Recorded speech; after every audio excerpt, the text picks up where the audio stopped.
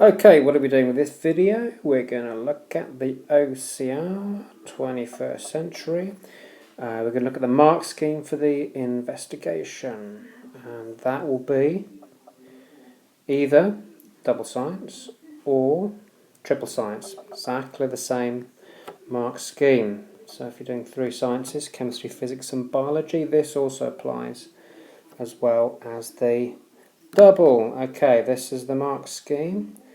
Get it up here, make it a little bit bigger. There she goes.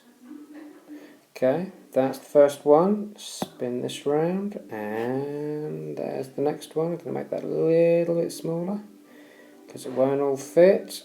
There we go. That's the first bit. That's the second bit. Now, this is all very much in teacher speak, so I'm going to turn it into student speak so you can make some sort of sense of it. Okay, the first thing we need to look at is, let's get rid of all this stuff here, is we need to realise that we've got 1, 2, 3, 4, 5, 6, 7, 8 strands. 8 strands, and we can get all of these marks up to a maximum of 8 marks. So 8 marks times 8 marks means a total of 64. Okay, so what you're trying to do is for each strand is you're trying to get as many marks as you possibly can. And what you're going to try and do is move along the mark scheme in this direction for every single strand. Okay, so how many marks do you need to get an A star? So the standard OCR formula is 90% of 64 will give you 58 marks. If you can get 80%, that will give you an A. Oops, forgot the A star there. That'll give you an A, and you need 51 marks for that. 70% is going to be a B, and that is 45 marks is what you're looking for. If you get 60% of the marks, that's going to be a C, and that's 38 marks you're looking for. And I'm pretty sure nobody who's watching this video will be this low, because if you're the type of people who's looking at this video, you're not going to be getting low marks like this. But just for completeness, let's carry on all the way down here. So D, E is going to be 26 marks, and 30, oh painful, F down there, 19 marks, less than 20%. U, very bad. Okay, so obviously that's 64 tops. Okay, so 58 to 64 is going to get you an A star. Let's run this through. 51 to 57, 45 to 50, 38 to 44, 32 to 37, 26 to 31, and 19 all the way to 25. 13 up to 18. Okay, well, less than 13. So that's the mark scheme, and let's now break this down so you can make some sense of this mark scheme. Right, so let's just pick one of the strands. So here is the first strand. Okay, well, it's not the first strand actually, it's the 4th, 5th, 6th and 7th strand. But anyway, it doesn't matter. What we're looking at is the fact is that you need to go in a step-by-step fashion. So let's say, for example, that you satisfy the requirement here, and you satisfy the requirement there, and you're thinking, very happy with myself, I've got 4 marks, and then you did a little bit of this, and you did a little bit of that. Okay, you're only going to get 4 marks. Okay, so it's hierarchical. You've got to make sure that you meet all of the requirements for each of these strands. Okay, I'll go through that one more time. So let's look at this one. You've got to make sure you meet the requirements here to get 2 marks. You want to get 3 to 4 marks, you've got to meet all of the requirements. Okay, every single piece written down on here.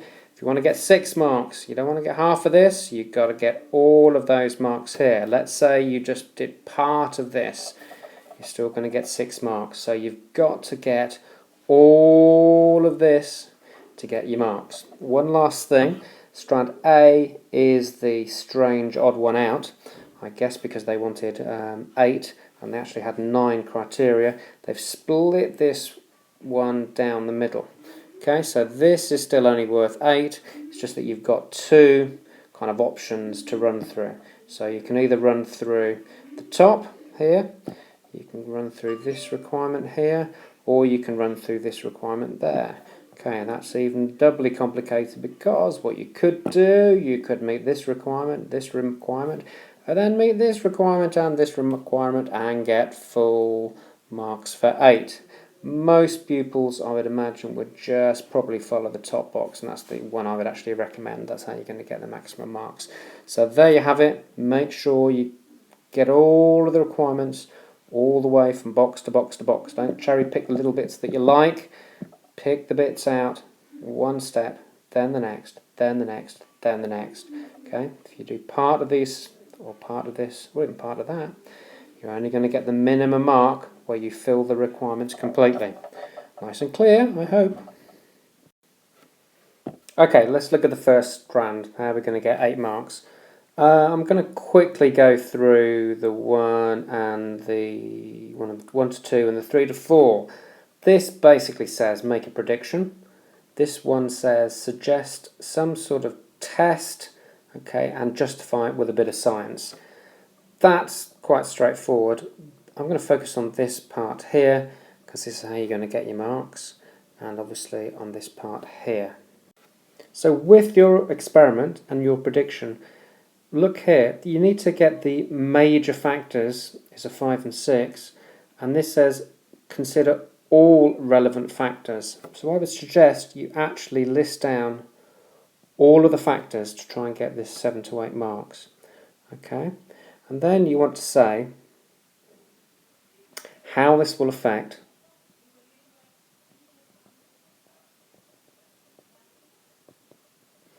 the outcome.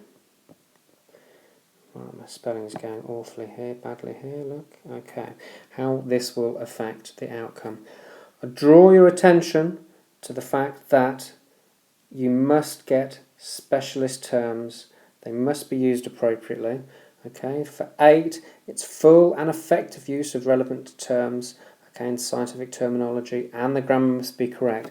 So all of the scientific background from your textbooks have got to be involved here for your test and your prediction. This is where you're going to put it in. So to summarise, we're basically looking at an investigation and we're going to look at a prediction. You're going to look at all of the factors, all of the relevant factors, okay, that can affect your experiment, and you're going to list down a sentence or two how they will affect the outcome of this experiment.